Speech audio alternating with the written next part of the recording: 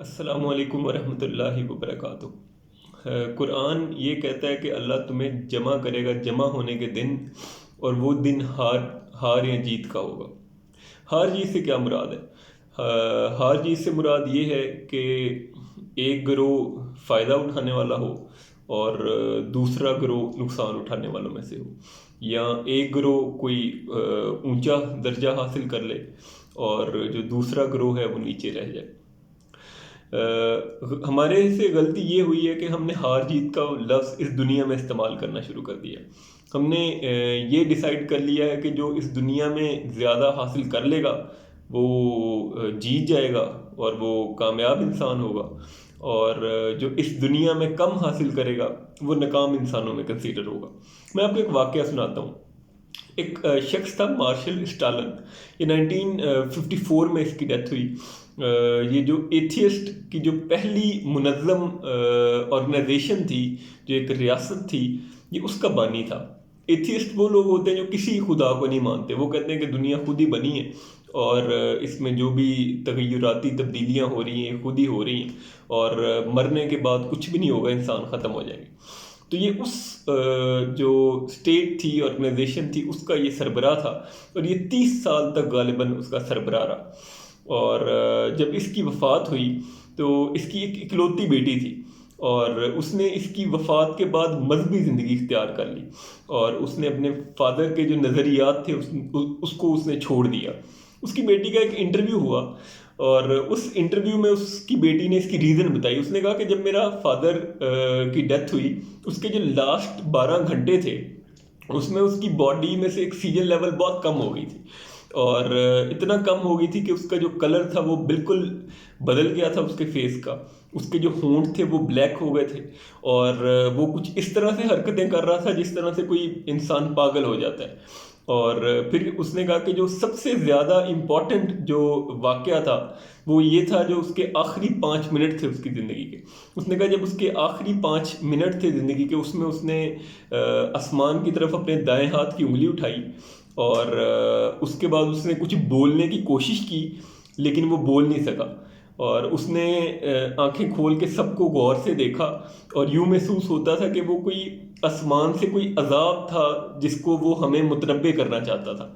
اور پھر اس نے اس کا ہاتھ وہ جو بیان کرنا چاہتا تھا، اس کے الفاظ اس کے ہونٹوں سے نہیں نکل سکے، اور اس کی زبان نے اجازت نہیں دی انہیں یہ الفاظ بیان کرنے کی، اور اس کا ہاتھ گرا اور اس کی ڈیتھ ہو گئی۔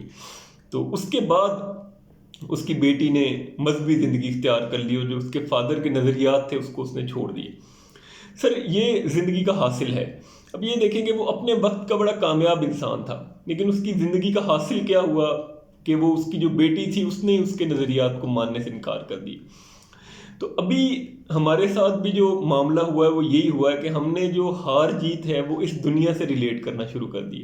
ہم نے یہ سمجھ لیا ہے کہ جو اس دنیا میں بڑی ڈیزگنیشن حاصل کر لے گا، جو اس دنیا میں زیادہ پیسہ حاصل کر لے گا، تو وہ ایک کامیاب انسان ہوگا، اور جو اس دنیا میں کوئی بہت زیادہ پیسے نہیں کما سکے گا اور کوئی بہت بڑا مقام حاصل نہیں کر سکے گا، تو ہم سمجھتے ہیں کہ یہ جو دنیا کی دوڑ ہے اس میں پیچھے رہ جانے والوں میں سے ہے، اور ہم اسے ناکام انسان کنسیڈر کرتے ہیں۔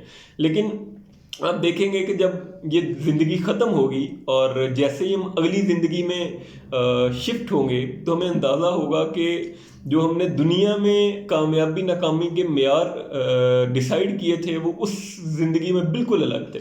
ہم دیکھیں گے کہ جو اس دنیا کا بہت سکسیسفل آدمی ہے، روز محشر دیکھیں گے کہ اس کو اللہ کے ان عذابوں میں ہوگا اپنی غلطیوں کی وجہ سے۔ اگر اس نے زندگی دنیا کے لیے ہی گزاری ہوگی، دنیا بنانے کے لیے ہی گزاری ہوگی، اس نے لوگوں کے حق مارے ہوں گے، تو وہ روز محشر ان عذابوں میں ہوگا کہ ہم اس سے اللہ کی پناہ مانگیں گے۔ اور ہم دیکھیں گے کہ وہ سب لوگ جن کو ہم بہت عام کنسیڈر کرتے تھے، ایک مسجد کے امام مسجد جس کو ہماری زندگی میں ہم سمجھتے تھے یہ بہت عام ہے، اور اس کے علاوہ ہمارے ریلیٹیو میں، ہمارے عزیز و اقارب میں بہت سارے لوگ جو تھوڑے دیندار تھے لیکن وہ کوئی دنیاوی مال کو بہت زیادہ اکٹھا نہیں کر سکے تھے، ان کے پاس کوئی دنیاوی کو بہت ڈیزگنیشن بڑی نہیں تھی، تو ہم سمجھتے تھے یہ بہت عام لوگ ہیں، لیکن وہ اللہ کے لیے زندگی گزار رہے تھے۔ روز محشر ہم دیکھیں گے کہ اللہ ان کو کن انعامات میں اللہ پاک انہیں جگہ دیں گے، اور ان انعامات اور ان نعمتوں کا ہم تصور نہیں کر سکتے آج کی دنیا میں۔ تو سر ہم نے کیا کرنا ہے؟ ہم نے یہ کرنا ہے کہ ہم نے اپنی زندگی کو ایک رخ دینا ہے، اور وہ رخ کیسے ہوگا؟ وہ سر اس قرآن کے ذریعے ہوگا۔ ہم نے اس قرآن کو اپنی ہر دن کا حصہ بنانا ہے، اور ہر دن کا حصہ کیسے بنائیں گے؟ ہم اس کو ترجمے کے ساتھ پڑھیں گے۔ سر یہی قرآن تھا جسے صحابہ کی زندگی بدل کے رکھ دی۔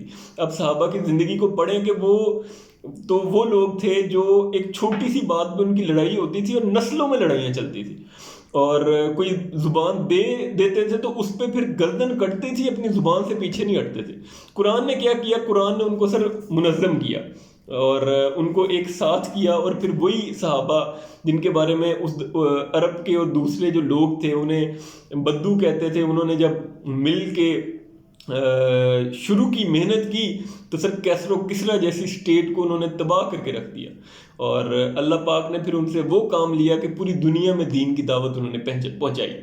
تو سر یہی قرآن ہے جو آج ہمیں جس کو پڑھنے کی ضرورت ہے، جس کو اپنی زندگی میں لانے کی ضرورت ہے۔ تو میں یہی آپ کو کہوں گا کہ اس قرآن کو اگر آپ کے پاس ترجمے میں گھر ہے تو اس کو پڑھیں، اگر نہیں اویلیبل ترجمے کے یا صرف ترجمے والا قرآن چاہتے ہیں تو سر مجھے بتائیں، یہ آپ جہاں بھی پاکستان میں رہتے ہیں آپ تک یہ قرآن بالکل فری پہنچ جائے گا۔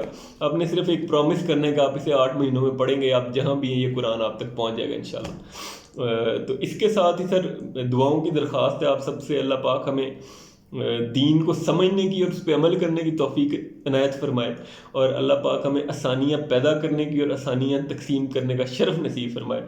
جزاکم اللہ خیر۔ السلام علیکم ورحمۃ اللہ وبرکاتہ۔